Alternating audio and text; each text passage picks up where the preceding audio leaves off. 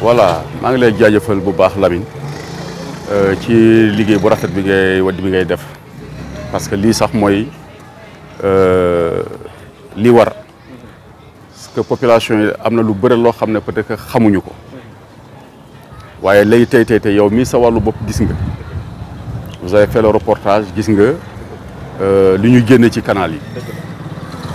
lii ku ko gis nga xam ne ONAS n'est pas responsable de ça lii ce sont les populations elles-mêmes ñoom ñoo ko def te yow yaa gën a xam ne les canaux là sont conçus uniquement pour le drainage des eaux pluviales donc tey bu ñu leen permettre sax ñu ciy sotti seen i ndox wala yi ñu koy tuur ci mbedd bi di ko sotti ci avaloir yi donc wax dëgg yàlla daal il y a un minimum de respect parce que man yenn yi dama me dis que c'est du je m'en foutisme mais du yëfi ma tey la doon parce que on peut pas comprendre loo xam ne ni mbalit nga dugalaale ko en même temps dans les avaloirs yow boo ko defee sa morom def ko keneen def ko toute cette ligne là ñëpp bu ñu ko defee rek moom moo lay won ne tôt ou tard saleté yooyu ñooy dem dajaloo ci biir indi benn bouchon Gallo Malick toujours leur problème c'est dû à ça parce que c'est un point bas bu fële ci kanam bouché rek immédiatement ndox mi foofu lay dellu ci ñoom ndox mi di tuuru et les gens nous indexent directement am na yoo xam ne vraiment il faut que les populations aussi prennent les responsabilités ñu xam ne lii defar ñu ko pour ay sotti mbalit parce que yow gis nga ko équipe baa ngi nii di def seen curage depuis ce matin ba léegi yow gis nga lu ñu fay génne yëpp la plupart du temps c'est du sable bien sûr mais li gën a bëre mooy mbalit yi te mbalit yi moom mooy indi bouchon yi am fii yëpp c'est dû à ça donc wax dëgg yàlla daal il faudra informer encore et sensibiliser les populations pour que ñu bàyyi ci xel. mais tey loolu noonu amul tey part de responsabilité à la mairie. wala service d'hygiène ñoo xam ne tey dañ leen war a samp ci koñ yi ñuy veiller à ce que képp ku fa tuur mbalit ñu amande la wala. xam nga maire yi je ne veux pas entrer dans ce cadre. pour ne leen lii mooy seen liggéey lii la ñu war a def lii la ñu warul def. ñoom ils connaissent bien leur mission. mais man li ma concerné man waa ONAS man loolu laay wax maire yi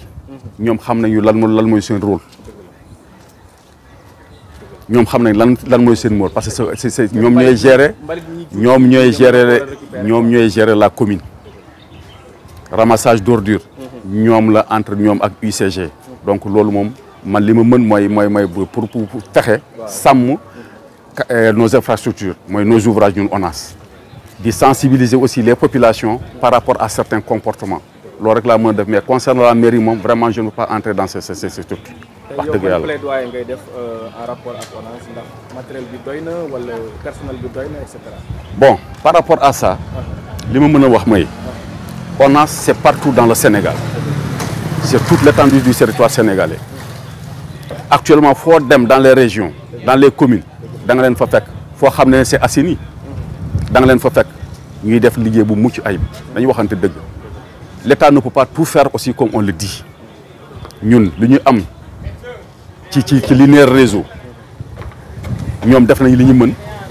te loolu la ñuy nekk di exécuter nii foo dem tamit c'est comme ça quelque part aussi maire yi tamit bu ñu ci mënee dugal seen loxo tamit par rapport à ça aussi mais je pense que ne c'est kenn du ko bañ mais ONAS nag moom mu ngi def lu mu mën ça c'est une entreprise privée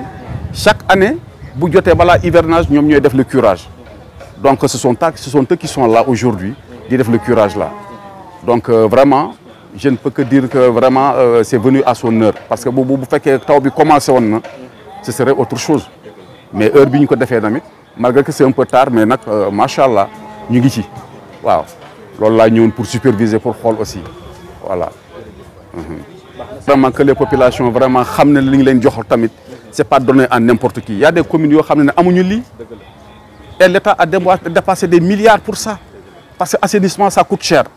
donc bu ñu leen defaral loo xam ne vraiment nit ñi sax peut-être quelque part on a fermé les yeux pour ñu ci sotti seen ndox ngal la waay nañ ko sàmm tamit di ci def loo xam ne ndox kese la mais buñ ci defee ay sagar yow gis nga déjà loolu lu ñu fa génnee lu ñu fa génnee ne kat moo ko fa def du ONAS moo ko fa def ñoom population ñoo ko def donc vraiment nañu sàmm les ouvrages quoi c'est ce que j'ai à dire quoi